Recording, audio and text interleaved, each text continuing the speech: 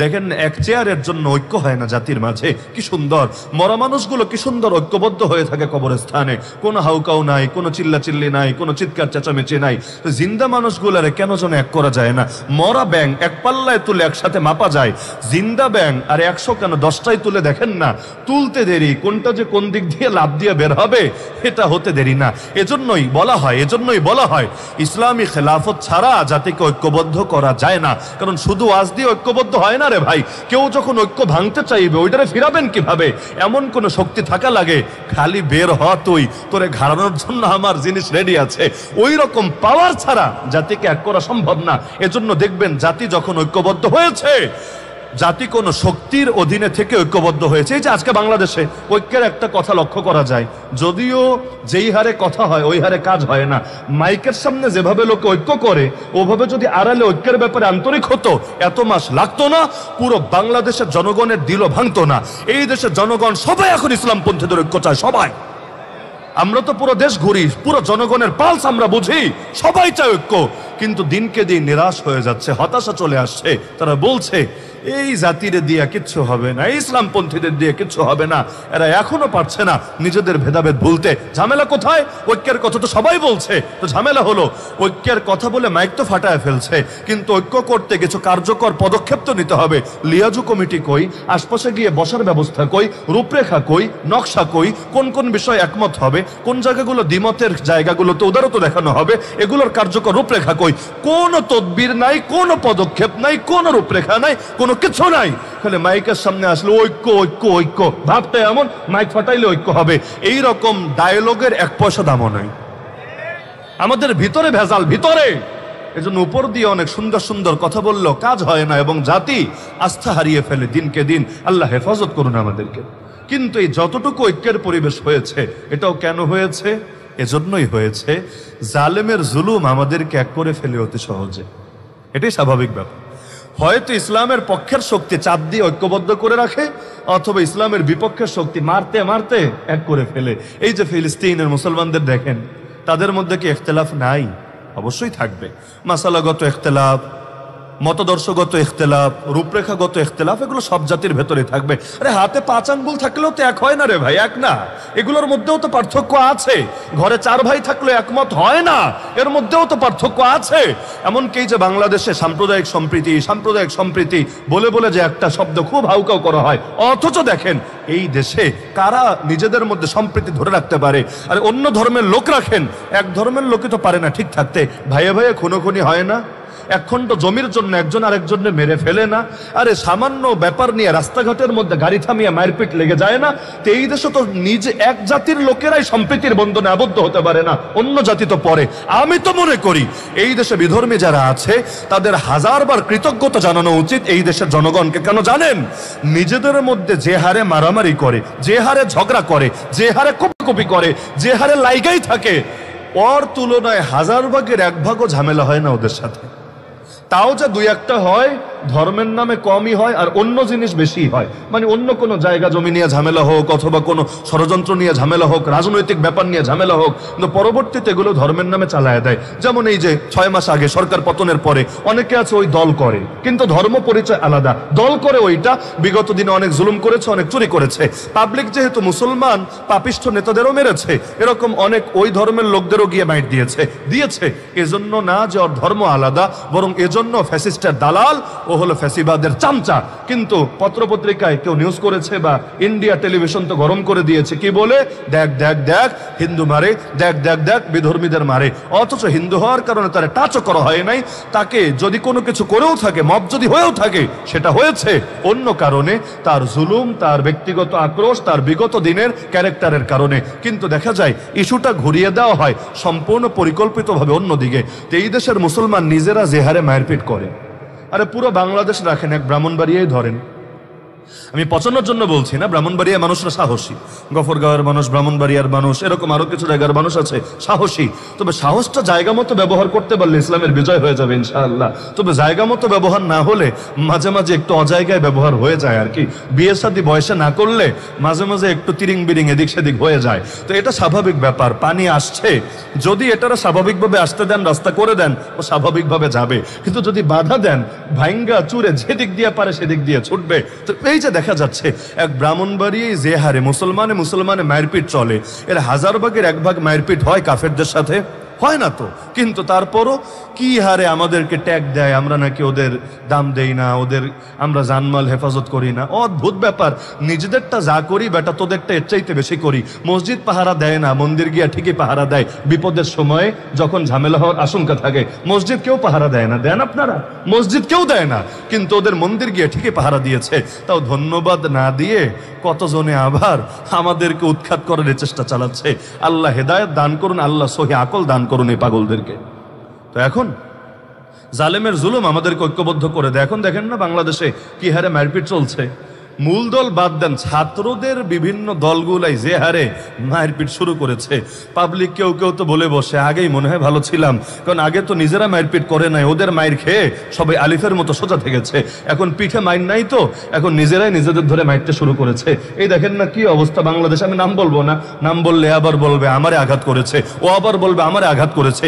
কিন্তু জাতির খাসলতের মধ্যেই কি জানি আছে, যখন দুর্বল থাকে খুব ঐক্য থাকে, যেই মাত্র একটু স্পেস পায়, চান্স পায়, কে যে কারে ল্যাং মেরে ফেলবে। আর হবেই না কেন? জাতীয় খেলা হাডুডু না? আমাদের জাতীয় খেলা কি?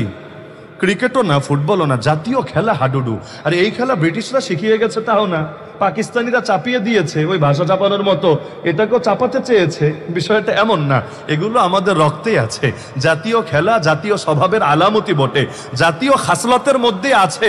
দোস্ত, তোরে যদি আমার কোর্টের মধ্যে কোনোভাবে পায়ে গেছি, আমরা 10 জন মিলা হলেও তোরে ল্যাংমাইরা ফালাবো, ধপাস করে খাসার দিব, এতে নিজে ব্যথা পেলেও পাবো, কিন্তু তোরে একবার বাগে পেলে আর যেতে দিব না, যেতে দেব না, তোরে খেয়ে ছাড়বো। এই হলো অবস্থা।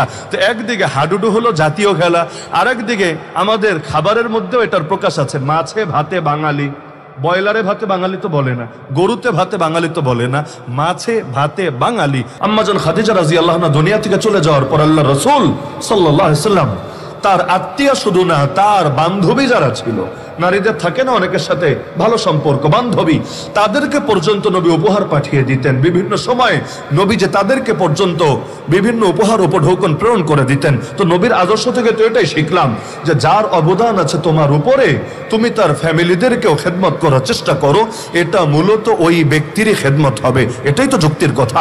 আপনি যদি কোনো আলেমকে ভালোবাসেন, সে আলেম মিথ্যা মামলায় কারাগারে পড়ে আছে, মহাব্বতের দাবি এটাই হবে, একদিকে তার মামলা লড়ার চেষ্টা করবেন, আরেকদিকে তার ফ্যামিলির খোঁজ খবর রাখবেন। এটাই যুক্তির দাবি, এটাই বিবেকের দাবি। আল্লাহ রাসূল চলে গেছেন, কিন্তু তার আহলে বাইতকে মহাব্বত করি না কি করি না? এমনকি আমরা নামাজে দুরূদ শরীফেও শুধু নবীর জন্য না, তার ফ্যামিলির জন্য দোয়া করি না কি করি না? আল্লাহুম্মা সাল্লি আলা মুহাম্মাদ ওয়া আলা আলি মুহাম্মাদ। মুহাম্মদ তো আমার নবীর নাম, কিন্তু আলে মুহাম্মাদ আবার কি জিনিস? আলে মুহাম্মাদি আহলে বাইতুন নবী, আল্লাহর রাসূলের আহলে বাইত যারা, নবীর ফ্যামিলির সদস্য যারা, তা আহলে বাইতুন নবীর জন্য দোয়া করি কেন? এজন্যই দোয়া করি কারণ নবী যেমন ভাবে তাকে সম্মান দেখাতে হয়, তার ফ্যামিলিকে সম্মান দেখালে এটাও মূলত তার প্রতি সম্মান হয়। কুল লা আসআলুকুম আলাইহি আজরা ইল্লাল মাওয়াদ্দাতা ফিল কুরবা, এর একটা তাফসীর এটাও বটে। তাহলে শহীদদের যদি খেদমত করত অবশ্যই যৌক্তিক ব্যাপার হতো এবং আমাদের সকলের সমর্থন থাকতো, এবং প্রত্যেকে 2 টাকা দিয়ে হলেও এই খেদমতে শরীক থাকতো। কি থাকতেন না আপনারা? কি থাকতেন না? অবশ্যই থাকতেন। কিন্তু এগুলো না করে শহীদদের নামে মূর্তি বানালে শহীদদের কি ফায়দা হবে? আল্লাহ তাআলা বরকত দান করুন, রহমত বর্ষণ করুন শহীদ আবু সাঈদের ফ্যামিলির উপরে। শহীদ হওয়ার পরেই তার ফ্যামিলি সরকারকে জানিয়ে দিয়েছে, অনেকেই হয়তো জানেন, যে আমাদের আবু সাঈদের নামে কোনো ভাস্কর্য, কোনো মূর্তি নির্মাণ করা যাবে না, আমরা কিছুতেই সমর্থন করি না। আসলেই তাদেরকে হাজারবার ধন্যবাদ দেওয়া দরকার, তাদেরকে হাজারবার শুকরিয়া জানানো দরকার। এরকম ঈমান তো প্রত্যেকের ভেতরে থাকা দরকার। যে যে চলে গেছে তার জন্য পারলে দোয়া করো আল্লাহর কাছে, কিন্তু তার নামে মূর্তি বানাবা, ভাস্কর্য বানাবা, এটা তার কি উপকার হবে? উল্টো এর দ্বারা এই তার নামে যে গুনাহগুলো ছড়ায় দিচ্ছ, এটা তার জন্য মানহানি বটে, লজ্জাজনক বটে। তো এই ফুলগুলো না ছড়িয়ে যদি এই টাকাগুলো দিয়ে দরিদ্র মানুষের খেদমত করা হতো, এতিমদের সেবা করা হতো, যদি গরিব মানুষদের একবেলা খাবারের আয়োজন করা হতো, অবশ্যই ভালো হতো না মন্দ হতো? আপনি আপনার যুক্তিকে জিজ্ঞাসা করেন। আমি আগেই বলেছি, ধর্ম রাখেন এক পাশে, আপনি বিবেক দিয়ে, আপনার বিজ্ঞান দিয়ে, আপনার যুক্তি দিয়ে, আপনার ফিলোসফি দিয়ে চিন্তা করেন না। একদিনে এই ফুলগুলো না দিয়ে, ফুলের টাকা দিয়ে গরিব দুঃখীর খেদমত করলে অথবা তাদের আত্মীয় স্বজনের সেবা করলে লাভ হতো না লস হতো? লাভ হতো না লস হতো?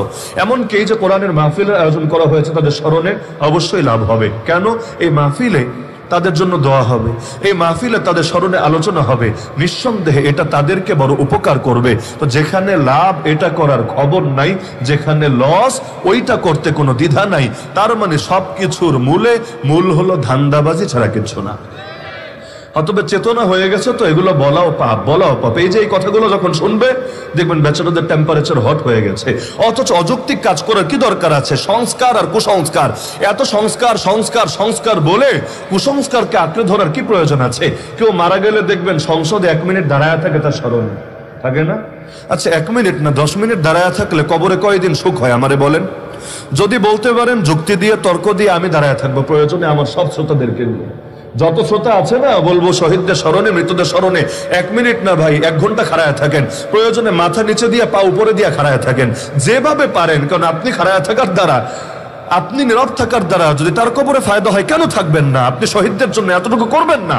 এটা তো আসলে হওয়া উচিত না। কিন্তু যদি নাকি প্রতিষ্ঠাও করতে এসেছেন, তিনি শুধু হক মাহবুদের উপরই লোকে ঈমান আনবে এতটুকুই দাওয়াত দেন নাই। হক মাহবুদকে ধরবে, বাতিল মাহবুদকে ছাড়বে। হক মাহবুদকে ধরবে, বাতিল মাহবুদকে ছাড়বে। আগে ছাড়বে পরে ধরবে। লা ইলাহা, সব বাতিলরে ছেড়ে দিলাম, ইল্লাল্লাহ, একমাত্র আল্লাহর সঙ্গে সম্পর্ক জুড়ে দিলাম। এই কালেমার অর্থ এটাই, আমার নামাজের রব যিনি, আমার রাজনীতির রব তিনি, আমার যাকাতের রব যিনি, আমার অর্থনীতির রব তিনি, আমার হজের রব যিনি, আমার পার্লামেন্টের রব তিনি, আমার যাকাতের রব যিনি, আমার কোর্ট কাচারের রব তিনি, আমার কোরবানির রব যিনি, আমার সংবিধানের রব তিনি। জীবনের সব ক্ষেত্রে রব আমার একজনই। আরে মসজিদেও আল্লাহ, মাদ্রাসায়ও আল্লাহ, মাহফিলেও আল্লাহ, খানকায়ও আল্লাহ, তাবলীগেও আল্লাহ, মার্কাজেও আল্লাহ, রাষ্ট্রেও আল্লাহ, রাজনীতিতেও আল্লাহ, অর্থনীতিতেও আল্লাহ, বিচার আচারেও আল্লাহ, আইন কানুনেও আল্লাহ, শিক্ষা দীক্ষায় আল্লাহ, সভ্যতায় আল্লাহ, সংস্কৃতিতেও আল্লাহ, বিনোদনেও আল্লাহ। জীবনের সব ক্ষেত্রে শুধু আল্লাহ আল্লাহ আল্লাহ। রুহের জগতে আল্লাহ প্রশ্ন করেছেন, আমি কি তোদের রব না? আমরা বলেছি অবশ্যই আল্লাহ, আপনি আমাদের রব। মরার পরে প্রথম প্রশ্নই করা হবে, মান রব্বুকা, কে তোর রব? আমরা বলবো ইনশাআল্লাহ, ইনশাআল্লাহ বলবো রব্বি আল্লাহ, আল্লাহ আমাদের রব। জন্মের পরে আজান শোনানো হয়েছে, ইকামত শোনানো হয়েছে, ডান কানে এবং বাম কানে বুঝিয়ে দেওয়া হয়েছে আল্লাহই রব, আল্লাহই বড়, আল্লাহ ছাড়া কোনো মাবুদ নাই, দ্বিতীয় কোনো মাবুদ হতেই পারে না। এই যে ঘোষণা দিয়ে দেওয়া হয়েছে ডান কানে আর বাম কানে, আজান ইকামত হয়ে গেছে, নামাজটা খালি বাকি আছে। এজন্য জানাজার নামাজে আজান লাগে না, ইকামত লাগে না, কারণ আজান ইকামত তো হয়ে গেছে। মাঝখানে অল্প সময় নিয়ে বান্দা দুনিয়াতে এসেছে, তো যেহেতু শুরুতেও আল্লাহ, শেষেও আল্লাহ, মাঝখানেও সে আল্লাহর সাথে সম্পর্ক জোরে রাখতে হবেই হবে। হ্যাঁ, নবীজি ইসলাম প্রতিষ্ঠা করতে এসেছেন, ভালো কথা, কিন্তু করেছেনটা কিভাবে? নবী যেভাবে করেছেন আমাদেরও তো সেভাবেই করতে হবে। কারণ কালেমার মধ্যে তো আমরা 2 অংশে এটাই মেনেছি, লা ইলাহা ইল্লাল্লাহ, হুকুম মানবো আল্লাহর, মুহাম্মদুর রাসূলুল্লাহ, তরিকা অনুসরণ করব আল্লাহর রাসূল মুহাম্মদ সাল্লাল্লাহু আলাইহি ওয়াসাল্লামের। যেহেতু হুকুম আল্লাহর, তরিকা নবীজির। আল্লাহ বললেন নামাজ কায়েম করো, আকিমুস সালাহ। কায়েম করবে কিভাবে? যথাযথভাবে নামাজ আদায় করবে কিভাবে? আল্লাহ বিস্তারিত বলে দেন নাই। পুরো কোরআন ঘেটেও জাস্ট 2টা রাকাত নামাজ, তাকবীরা তাহরিমা থেকে সালাম পর্যন্ত কিভাবে পড়তে হয় আপনি ডিটেইল বের করতে পারবেন না। কিছু অংশ পাবেন, কিছু অংশ পাবেন না। 2 রাকাত নামাজ পড়তেও নবীর অনুসরণ লাগে, নবীর সুন্নাহ লাগে। নবী নিজে নামাজ পড়ে দেখিয়ে দিলেন, সাল্লু কামা রাআইতুমুনি উসাল্লি। উম্মত, সালাত আদায় করো যেভাবে আমাকে সালাত আদায় করতে দেখেছো। আল্লাহ বললেন হজ করা লাগবে, ওয়ালিল্লাহি আলান নাস হিজ্জুল বাইতি মান ইসতাতা ইলাইহি সাবিলা। সামর্থ্যবানদের জন্য বাইতুল্লাহর হজ ফরজ করা হয়েছে, কিন্তু হজ করবে কিভাবে? আরাফায় কবে কবে যাবে, মিনায় কবে যাবে, মুজদালিফায় কবে যাবে, আরে তওয়াফ কিভাবে করবে, সাই কিভাবে করবে, শয়তানরে পাথর কিভাবে মারবে, কত কিছুর তো দরকার আছে। আল্লাহ রাসূল শিখিয়ে দিলেন, খুযু আন্নী মানাসিকাকুম, খুযু আন্নী মানাসিকাকুম, হে উম্মত আমার থেকে শিক্ষা গ্রহণ করো কিভাবে তোমাদের হজ আদায় করতে হবে। তাহলে হুকুম দেন আল্লাহ, তরিকা শিখান কে? মুহাম্মাদুর রাসূলুল্লাহ সাল্লাল্লাহু আলাইহি ওয়াসাল্লাম। আল্লাহ বললেন জিহাদ করা লাগবে, ওয়াকাতিলুহুম হাত্তা লা তাকুনা ফিতনা ওয়া ইয়াকুনা দ্বীনু কুল্লুহু লিল্লাহ। যতদিন ফিতনা নির্মূল না হবে এবং আল্লাহর জমিন, আল্লাহর দ্বীন বিজয় না হবে, ততদিন পর্যন্ত বাতিল অপশক্তির বিরুদ্ধে লড়াই চলবেই চলবে। কিন্তু জিহাদ হবে কিভাবে? নবী শিখিয়ে দিলেন, উম্মত আমার বদর দেখো, উহুদ দেখো, খন্দক দেখো, তাবুক দেখো, হুনাইন দেখো, 47টা গাজওয়া দেখো, আর 27টা গাজওয়া দেখো, 47টা সারিয়া দেখো, আমার জীবনী দেখে দেখে তোমরা শেখো কিভাবে তোমাদেরকে জিহাদের আয়াতের উপর আমল করতে হবে। হ্যাঁ, আল্লাহ বলে দিলেন শুধু কাফেরের বিরুদ্ধে জিহাদ না, মুনাফিকের বিরুদ্ধেও জিহাদ করা লাগবে। ইয়া আইয়ুহান নবী জাহিদুল কুফারা ওয়াল মুনাফিকিন। তো মুনাফিকদের বিরুদ্ধে জিহাদ হবে কিভাবে? কাদিয়ানের বিরুদ্ধে জিহাদ, ওই লালনবাদীদের বিরুদ্ধে জিহাদ, ওই সেকুলারদের বিরুদ্ধে জিহাদ, ওই নাস্তিক্যবাদীদের বিরুদ্ধে জিহাদ। তাহলে এই যে দুনিয়ার যত অপশক্তি আছে যেগুলো কাফের, কাফেরের বিরুদ্ধে জিহাদ তো ক্লিয়ার, মুনাফিকের বিরুদ্ধে জিহাদ হবে কিভাবে? আল্লাহ তাআলা নবী এটাও শিখিয়ে দিলেন আমাদেরকে যে কাফেরের বিরুদ্ধে জিহাদ হবে ময়দানে সশস্ত্র ভাবে, মুনাফিকের বিরুদ্ধে জিহাদ হবে দলিল দিয়ে, প্রমাণ দিয়ে, ইলম দিয়ে, যুক্তি দিয়ে, তর্ক দিয়ে, ওদের ভণ্ডামির মুখোশ উন্মোচনের মাধ্যমে।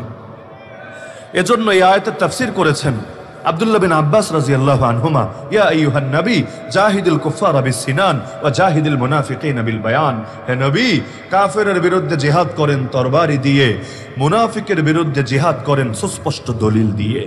উভয় জিহাদই করা লাগবে। তাহলে আল্লাহর জমিন, আল্লাহর দ্বীন কিভাবে কায়েম করব, এক্ষেত্রে নবীকেই তো আদর্শ মানতে হবে, নাকি অন্য কাউরে আদর্শ মানার সুযোগ আছে? মূল তরিকা দুইটা, সাথে প্রাসঙ্গিক আছে কয়েকটা বিষয়। মূল তরিকা কোন দুইটা? এগুলো কোরআনে আছে। আল্লাহ বলেন, ফাকাতিল ফি সাবিলিল্লাহ লা তুকাল্লাফু ইল্লা নাফসাকা হাররিল মুমিনিন আসাল্লাহু আন ইয়াকুফা বাসাল্লাযিনা কাফারু। শেষ থেকে যদি অনুবাদ করি অর্থ দাঁড়ায়, আল্লাহ অবশ্যই কাফেরদের শক্তিকে চূর্ণ করে দেবেন যদি তোমরা দুটো কাজ করতে পারো। কাজ দুইটা, ফল একটা। কাজ দুইটা, ফল একটা। ফল হলো আল্লাহ কাফেরদের শক্তিকে চূর্ণ করবেন, মানে ইসলামী শক্তির বিজয় ঘটাবেন। তবে কাজ করা লাগবে কয়টা? দুইটা। এক নম্বর কাজের নাম হলো হাররিল মুমিনিন, দাওয়াত। দুই নম্বর কাজের নাম ফাকাতিল ফি সাবিলিল্লাহ, জিহাদ। মানে দাওয়াতও লাগবে, জিহাদও লাগবে। দাওয়াত প্লাস জিহাদ দুটো যখন মিলবে, সমান সমান ইসলামের বিজয় হবে, কুফরি শক্তির পরাজয় হবে। শুধু দাওয়াত দিয়েও হবে না, শুধু জিহাদ দিয়েও হবে না। আল্লাহ রাসূল মক্কায় দাওয়াত দেন নাই, মক্কায় ওয়াজ নসিহত করেন নাই, মক্কায় ইলম শেখান নাই, মক্কায় মানুষের আত্মশুদ্ধির মেহনত করেন নাই। কোন কাজটা করেন নাই মক্কায়? সবই যদি করেন, ইসলাম কেন প্রথম প্রতিষ্ঠিত হলো মদিনায়? 13 বছর তো মক্কায় তার মেহনত চালিয়েছেন, তাহলে ইসলাম মদিনায় গিয়ে কেন প্রতিষ্ঠিত হলো, মক্কার বুকে হলো না কেন? তার মানে ইসলামকে বিজয়ী করতে চাইলে যেমনি ভাবে দাওয়াত লাগে, ইলম লাগে, আত্মশুদ্ধি লাগে, একইভাবে ইসলামকে বিজয়ী করার জন্য আন্দোলনও লাগে, সংগ্রামও লাগে, জিহাদও লাগে, বিপ্লবও লাগে। উভয়টা যখন মেলে, আল্লাহর জমিনে ইসলাম বিজয়ী হিসাবে আত্মপ্রকাশ করে। নবীজি তার জামানায় মদিনায় ইসলাম কায়েম করে দেখিয়েছেন, মক্কায়ও কায়েম করে দেখিয়েছেন। মদিনায় ইসলাম কায়েম করেছেন দাওয়াত দিয়ে, গণ আন্দোলন গড়ে তুলে, গণ বিপ্লব ঘটিয়ে।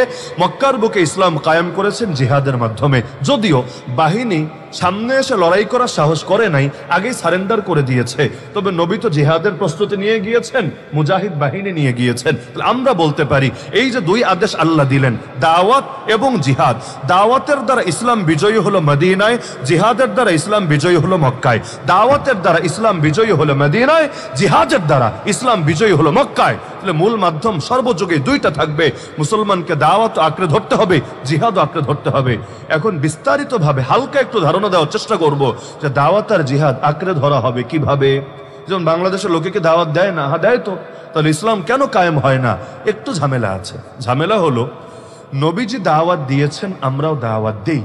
তবে নবীর দাওয়াতের কয়েকটা বৈশিষ্ট্য ছিল। এর মধ্যে অন্যতম হলো আল্লাহ রসুল সাল্লাল্লাহু আলাইহি ওয়াসাল্লাম প্রচন্ড দুর্দিনেও নিজের গোল কি, টার্গেট কি, লক্ষ্য কি, মিশন কি, ভিশন কি, এটা প্রকাশ করতে লুকোচুরি করেন নাই, তিনি দ্বিমুখিতা অবলম্বন করেন নাই, তিনি কোনো মুখোশ চেহারার মধ্যে ধারণ করেন নাই। হ্যাঁ, মায়ের খেয়েছেন, জেল খেটেছেন, রক্ত দিয়েছেন, আপনজনরা শহীদ হয়েছে, সেই কষ্টকে পর্যন্ত বরণ করেছেন, এক পর্যায়ে দেশও ছেড়েছেন, লেকিন নিজের মিশনকে প্রকাশ করতে কোনো দ্বিধা করেন নাই। যেমন একটা উদাহরণ দিলে বুঝবেন, মক্কার যুগে আল্লাহ রাসূলের কাছে প্রস্তাব দেওয়া হলো, আবু তালেবের মাধ্যমে প্রস্তাব নিয়ে আসলো আবু জাহাল গংরা, এসে বলল, আবু তালেব তোমার ভাতিজাকে থামাও যে কোনো মূল্যে, সে যা চায় সব দিতে আমরা রাজি আছি। নারী চাইলে আরবের সবচেয়ে সুন্দরী নারীকে তার বধূ বানিয়ে দেব, সম্পদ চাইলে সম্পদের পাহাড় বানিয়ে দেব, ক্ষমতা চাইলে তাও বলে ফেলুক, সমস্যা নেই, তাকে একটা আসন দিয়ে দিব, একটা পদ দিয়ে দিব, দারুন নাদওয়া নামক পার্লামেন্টে একটা আসন তার জন্য ছেড়ে দিব, কোনো ব্যাপার না। আর যদি তাকে জিনে ধরে তাও বলে ফেলুক, আমরা সবচাইতে ভালো কবিরাজ ডেকে এনে চিকিৎসা করাবো। নাউযুবিল্লাহ। 4টা অফার, নারীর অফার, সম্পদের অফার, ক্ষমতার অফার, আর লাস্টে গিয়ে এটা হলো টিটকারি, এটা কোনো অফার না, কবিরাজ ডেকে এনে চিকিৎসা করানোর অফার। তাহলে মূল অফার থাকছে 3টা, নারী, সম্পদ, ক্ষমতা। দেখবেন আমাদের যত লোভ এই 3টার কোনো একটাকে কেন্দ্র করেই থাকে। সাধারণত এমন মানুষ দুনিয়াতে থাকার কথা না, 3টার কোনোটাই তাকে টানে না। 2-1 জন থাকতে পারে রোবট টাইপের লোক, কিন্তু অধিকাংশই এমন 3টার কোনো একটা তাকে টানবেই টানবে। হয়তো নারীর টান আছে, ওই টাকলা মুরাদদের মতো, পলকদের মতো, অথবা নারীর টান নাই, ক্ষমতার টান আছে। যেমন বিগত দিনে ওই ডামি নির্বাচন থেকে শুরু করে যেগুলোতে ঠং ঠং করে লাফিয়ে লাফিয়ে যারা গিয়ে সেখানে একটা পদ পেয়ে, একটা আসন পেয়ে সব মুনাফিকি করার জন্য রেডি হয়ে গেছে। মানে পেটে খাবার পড়লে আর পিঠ বাঁচার গ্যারান্টি পেলে আর পকেটে কিছু হাদিয়া চলে আসলে সব আকাম করার জন্য রেডি থাকে। আর 3 নাম্বার হলো তাকে সম্পদ দেওয়া হবে। সম্পদের লোভ তো সবারই আছে, টাকার প্রয়োজন কার নাই? আমার নাই, আপনার নাই, সবার আছে। কেউ হয়তো প্রয়োজন থাকার পরও নিজেকে এড়াতে পারে, কিন্তু কেউ হয়তো সেটা পারে না। টাকার প্রয়োজন সবারই আছে, প্রয়োজনের বাইরে কেউ থাকে না। তো এই 3টা টোপ দেওয়া হলো নবীকে। আল্লাহ নবীকে কোন টোপ দিয়ে ফাঁসাতে পেরেছে? নারীর টোপ, ক্ষমতার টোপ, সম্পদের টোপ। মাথায় রাখবেন, যারাই দ্বীনের দায়ী হবেন, আগামী দিনের বিপ্লবী যোদ্ধা হবেন, আপনাদের সামনেও এই পরীক্ষাগুলো আসবেই আসবে।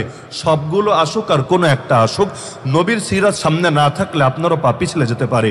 আপনার সামনেও নারীর টোপ আসতেই পারে। এটা যদি নাও আসে, আপনি ভালো মানুষ, আপনার চরিত্র ভালো, আপনার ক্যারেক্টার ওরা চেনে, অন্তত সম্পদের লোভ আপনাকে দেবেই দেবে। কত লেনদেন যে চলে আড়ালে আবডালে, আল্লাহ, কত লেনদেন আপনি ভাবতে পারবেন না। আর এটা যদি নাও হয়, ক্ষমতার টোপ তো ভাই সবাই গেলে। দেখেন, এক চেয়ারের জন্য ঐক্য হয় না জাতির মাঝে। কি সুন্দর মরা মানুষগুলো কি সুন্দর ঐক্যবদ্ধ হয়ে থাকে কবরস্থানে, কোনো হাউকাউ নাই, কোনো চিল্লাচিল্লি নাই, কোনো চিৎকার চেঁচামেচি নাই। জিন্দা মানুষগুলারে কেন যেন এক করা যায় না? মরা ব্যাং এক পাল্লায় তুলে একসাথে মাপা যায়, জিন্দা ব্যাং আর 100 কেন 10টাই তুলে দেখেন না, তুলতে দেরি, কোনটা যে কোন দিক দিয়ে লাভ দিয়ে বের হবে এটা হতে দেরি না। এজন্যই বলা হয় ইসলামী খেলাফত ছাড়া জাতিকে ঐক্যবদ্ধ করা যায় না। কারণ শুধু ওয়াজ দিয়ে ঐক্যবদ্ধ হয় না রে ভাই।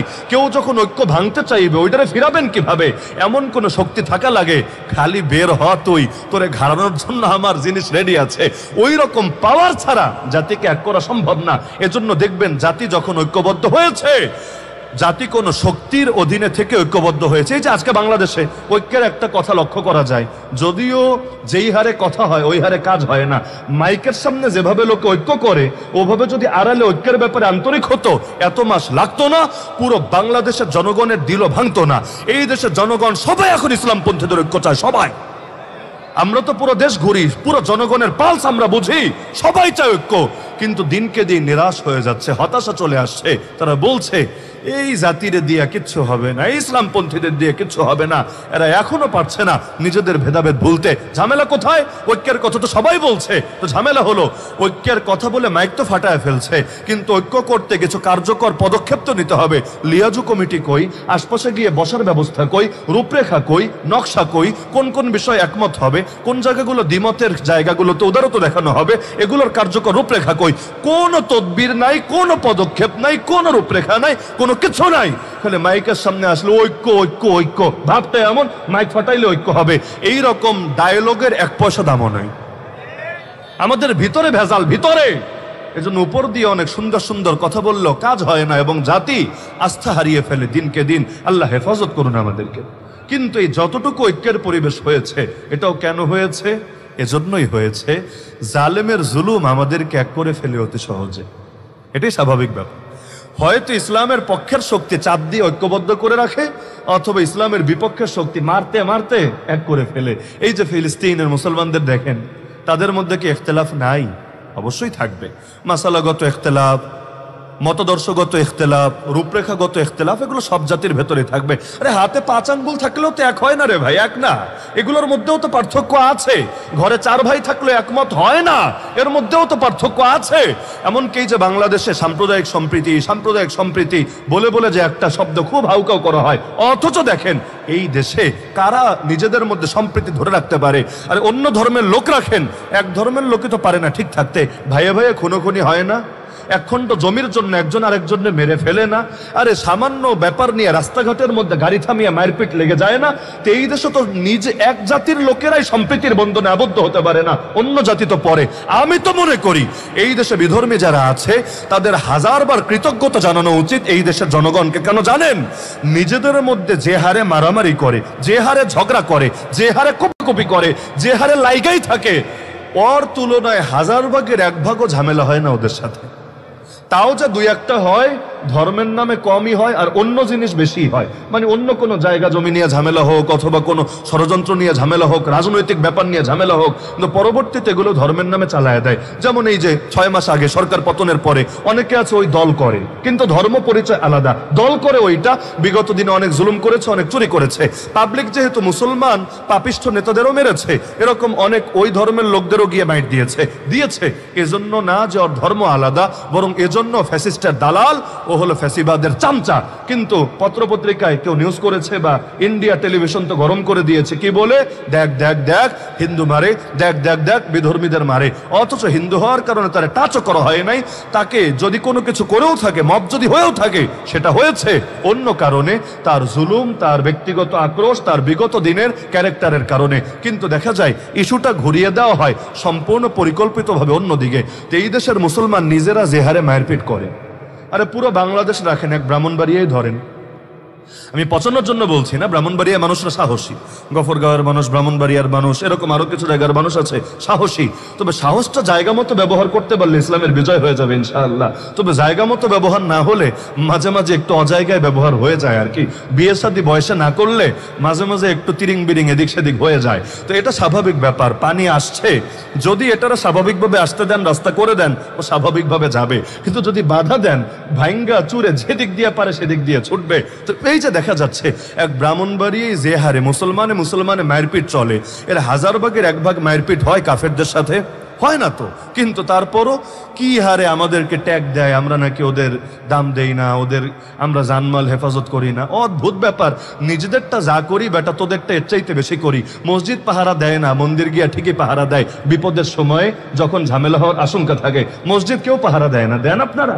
মসজিদ কেউ দেয় না, কিন্তু ওদের মন্দির গিয়ে ঠিকই পাহারা দিয়েছে। তাও ধন্যবাদ না দিয়ে কতজনে আবার আমাদেরকে উৎখাত করার চেষ্টা চালাচ্ছে। আল্লাহ হেদায়েত দান করুন, আল্লাহ সহি আকল দান করুন এই পাগলদেরকে। তো এখন জালেমের জুলুম আমাদেরকে ঐক্যবদ্ধ করে দেয়। এখন দেখেন না বাংলাদেশে কি হারে মারপিট চলছে। মূল দল বাদ দেন, ছাত্রদের বিভিন্ন দলগুলাই যে হারে মারপিট শুরু করেছে।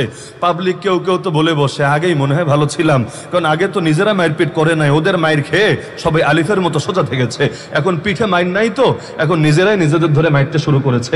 এই দেখেন না কি অবস্থা বাংলাদেশ। আমি নাম বলবো না, নাম বললে আবার বলবে আমারে আঘাত করেছে, ও আবার বলবে আমারে আঘাত করেছে।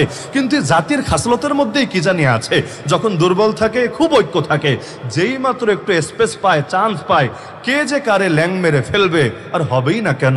জাতীয় খেলা হাডুডু না? আমাদের জাতীয় খেলা কি? ক্রিকেটও না, ফুটবলও না, জাতীয় খেলা হাডুডু। আর এই খেলা ব্রিটিশরা শিখিয়ে গেছে তাও না, পাকিস্তানিরা চাপিয়ে দিয়েছে ওই ভাষা চাপানোর মতো, এটাকেও চাপাতে চেয়েছে। বিষয়টা এমন না, এগুলো আমাদের রক্তেই আছে। জাতীয় খেলা জাতীয় স্বভাবের আলামতি বটে, জাতীয় খাসলতের মধ্যে আছে। দোস্ত, তোরে যদি আমার কোর্টের মধ্যে কোনোভাবে পায়ে গেছি, আমরা 10 জন মিলা হলেও তোরে ল্যাংমাইরা ফালাবো, ধপাস করে খাসার দিব, এতে নিজে ব্যথা পেলেও পাবো, কিন্তু তোরে একবার বাগে পেলে আর যেতে দেব না, তোরে খেয়ে ছাড়বো।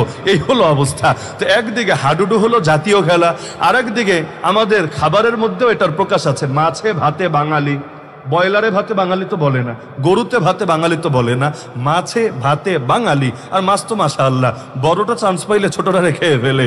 যে হারে খাওয়া খাওয়াই চলতে থাকে ওদের ভিড়ে, মাছ খেয়ে খেয়ে আমাদের ভেতরেও স্বভাব একটু চলে এসেছে। কি এসেছে?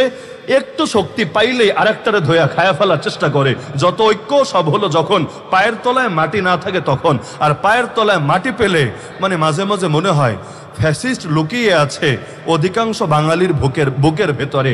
এক ফ্যাসিস্ট লোকান্তরে, লক্ষ ফ্যাসিস্ট ঘরে ঘরে। আর যখন দিনকাল খারাপ থাকে সবাই যায় ঐক্যবদ্ধ হয়ে। দিনকাল একটু যদি ভালো হয় প্রতিটা ফ্যাসিস্ট আপন শক্তিতে জ্বলে ওঠে। কষ্ট পাচ্ছেন নাকি আপনারা? তো আল্লাহ রাসূল সাল্লাল্লাহু আলাইহি ওয়াসাল্লামের দাওয়াতের বৈশিষ্ট্য ছিল সেই প্রচন্ড দুর্বলতার হালতেও তিনি মিশনকে গোপন করতেন না। তিনি বললেন, আরে কিসের লোভ দেখাও, কিসের নারী, কিসের ক্ষমতা, কিসের সম্পদ? ফাওয়াল্লাহ, আল্লাহর কসম, ওয়াদাউ শামসা ফি ইয়ামিনি ওয়াল কমারা ফি ইয়াসারি আলা আন আতরুকা হাদাল আমরা মা তারাকতুহু হাত্তা ইউযহিরাহুল্লাহ ওয়া আহলিকা দুনাহু। আল্লাহর কসম করে বলছি, আমি মুহাম্মাদের হাতে আকাশে সূর্যটা যদি এনে দাও আমার ডান হাতে, আর বাম হাতে যদি আকাশে চারটাও এনে রাখো, তবুও আমি থামবো না, তবুও দমবো না, তবুও এই পথ ছাড়বো না যতদিন না আল্লাহ তার জমিনে ইসলামকে করবেন জিন্দা, অথবা আমি মুহাম্মদ হব মুর্দা। হয়তো শরিয়ত জিন্দা হবে, না হলে শাহাদাত নসিবে জুটবে। হয়তো শরিয়ত নয়তো শাহাদাত, হয়তো খেলাফত নয়তো শাহাদাত। এক পর্যন্ত আমাকে কোনো কিছু দিয়ে তোমরা থামাতে পারবে না। তো নবীর বার্তা তো স্পষ্ট। এমন না যে মক্কায় মায়ের খেয়েছেন, দুর্বল ছিলেন, সুর পাল্টে দিয়েছেন, তখন বলেছেন না না ইসলাম চাই না, এই চাই সেই চাই, বিভিন্ন উদ্ভট কথা বলেছেন। না, মুসলমানের কথা ইসলামের শান অনুসারে হবে, কাফেরদের কথা কাফেরদের শান অনুসারে হবে। ওদের কথা আর আমাদের কথায়ও পার্থক্য থাকবে। তো মক্কার যুগেও আল্লাহ রাসূল স্পষ্ট রেখেছেন তিনি ইসলামের বিজয় চান, এবং যতদিন ইসলাম বিজয় না হবে তিনি থামবেন না। থামাতে চাইলে পথ একটা, তাকে মেরে ফেলা। মরলে থামবেন, কিন্তু যতদিন বেঁচে থাকবেন দিনকে বিজয়ী করার জন্য লড়াই চালাবেন। আজকের বাংলাদেশে আমরা ইসলামপন্থীরা সংখ্যায় সবচাইতে বেশি, শক্তিতে সবচাইতে দুর্বল। বিশ্বাস হয়? কোয়ান্টিটিতে সবার চাইতে এগিয়ে সংখ্যাগরিষ্ঠ, আর কোয়ালিটিতে আমরাই সংখ্যালঘু। হিন্দুত্ববাদীরা সংখ্যালঘু না, নাস্তিক্যবাদীরা সংখ্যালঘু না, বামরা সংখ্যালঘু না। এই দেশে কোয়ালিটিতে, শক্তিতে আমরাই হয়ে গেছি সংখ্যালঘু। রাজনৈতিকভাবে, সাংস্কৃতিকভাবে, উভয়ভাবে দেখেন আমাদের চাইতে বেশি দুর্বল আপনি কাউকে খুঁজে পাবেন না।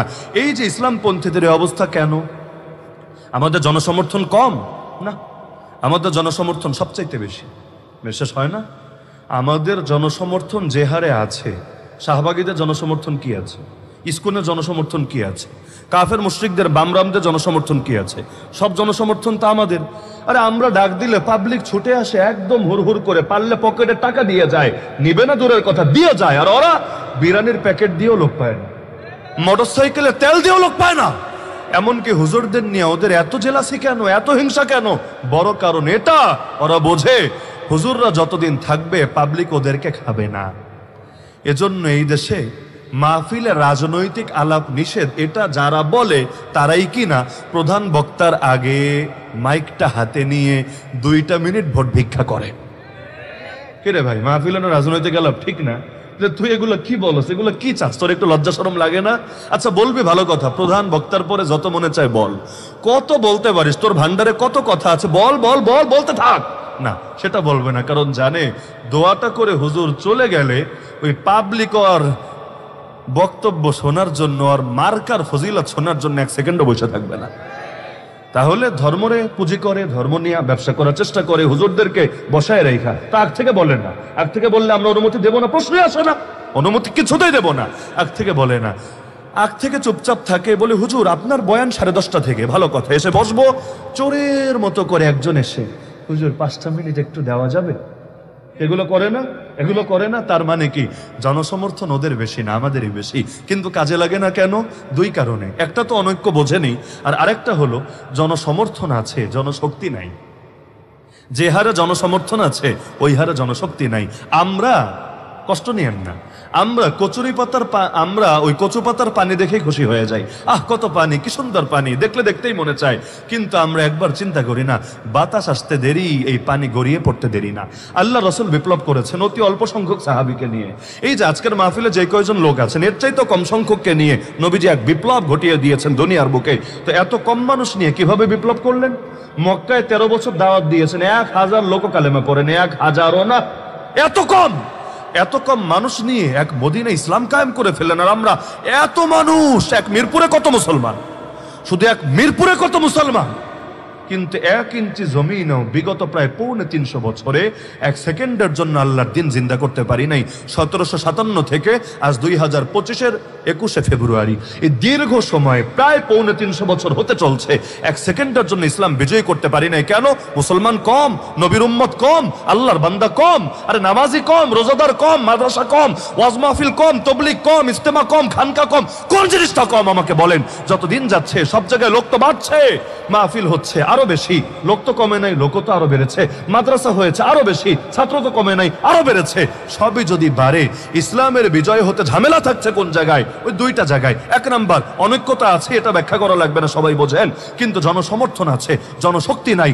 আরে আল্লাহ নবীর জামানার বদর দেখেন আর হুনাইন দেখেন। আমি শুধু অতি সংক্ষেপে ইশারা দিয়ে দিয়ে আজকের আলোচনা করা লাগবে, তাহলে এত লম্বা বিষয় এত অল্প সময় আলোচনা করা সম্ভব না। বদর দেখেন, হুনাইন দেখেন। বদরে মুসলমান ছিল কত? 313।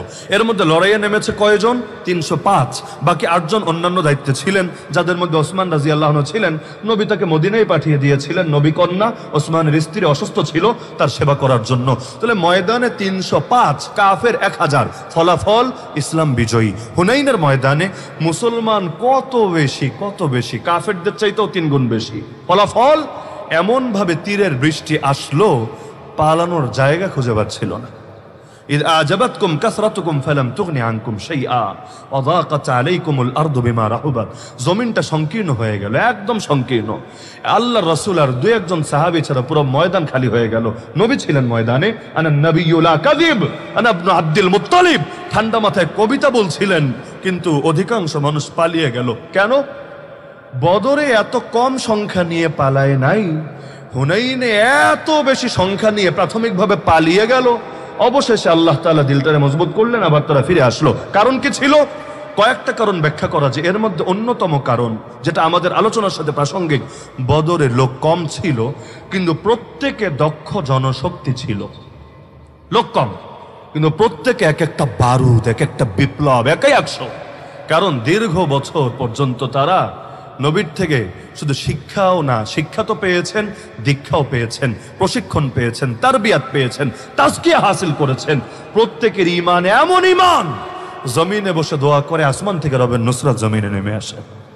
তাহলে এই যে শক্তি নিয়ে নেমেছেন, দক্ষ জনশক্তি, লোক কম ছিল, কিন্তু আলহামদুলিল্লাহ ওদের কদমরে শুধু নাড়িয়ে দেয় নাই, ওদের মেরুদণ্ডকেই ভেঙে দিয়েছিল। কুফরের মেরুদণ্ডই ভেঙে গেছে, যার কারণে এই দিবসকে আল্লাহ নাম দিয়েছেন। এই 17 রমজান বদর দিবস না, এই দিনটারে আল্লাহ বলেছেন ইয়াউমুল ফুরকান।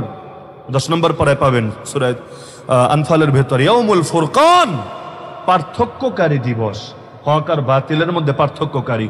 অপরদিকে হুনাইনে লোক বেশি, কিন্তু অধিকাংশ এখানে আমাদের মতো আর কি, ভক্ত সমর্থক টাইপ। মানে কি, এখানে ধরেন লোক অনেক বেশি, বড় একটা অংশ তারা মুসলমান হয়েছে কয়দিন আগে, কেউ 2 মাস আগে, কেউ 6 মাস আগে, কেউ 1 সপ্তাহ আগে, কেউ 2 দিন আগে, একদম নও-মুসলিম। মক্কা বিজয়ের পরে আর ঈমান এনেছে। মক্কা বিজয়ের কিছু পরেই তো হুনাইনের যুদ্ধ হলো, নও-মুসলিম, নতুন মুসলমান, এখনো ওইভাবে তারবিয়াত পায়নি। আর আগে লোক ছিল কম, প্রত্যেকেই অনেক লম্বা সোহবত পেয়েছে। এখন লোকও বেড়েছে, প্রত্যেকেরও ব্যস্ততা আছে, নবীরও কাজ অনেক বেড়েছে, প্রত্যেকে ওইভাবে আগের সাহাবীদের মতো এত তারবিয়াত পায় নাই, ভেতরটা এত সুন্দর করে গড়ে ওঠে নাই। এমনকি মজার বিষয়, অনেক কাফেরও ছিল হুনাইনের ময়দানে, মুসলমানদের সাথে যুদ্ধ করতে এসেছে। বলবেন এটা কেমন কথা? কাফের আসে মুসলমানের সাথে জিহাদ করতে? হ্যাঁ এসেছে। কেন? গনিমতের লোভে। যখন আপনারা 5ই আগস্ট গণভবনে গেলেন, বিপ্লবীরাও গিয়েছে, চোর মামারাও গিয়েছে, তাই না?